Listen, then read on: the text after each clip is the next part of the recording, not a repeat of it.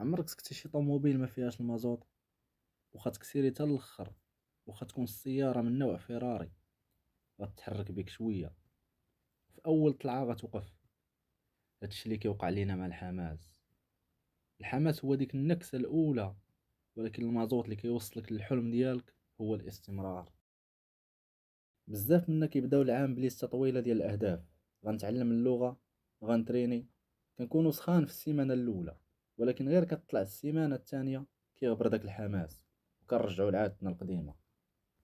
علاش؟ حيت عولنا على المشاعر، والمشاعر ديما كتقلب.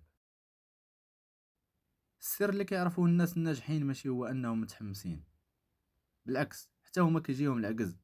الفرق هو انهم عندهم نظام. الحماس كيعطيك الدفعه باش تبدا، الاستمرار هو اللي كيخليك واقف ملي كيطفى الضو وكيقل الجهد.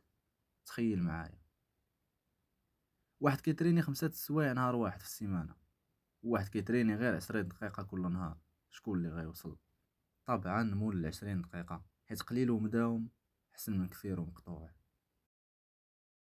الا بغيتي توصل لشي حاجه ما تستناش حتى ترشق ليك. صغر الهدف، ما ديرش ساعه، دير غير 10 دقائق.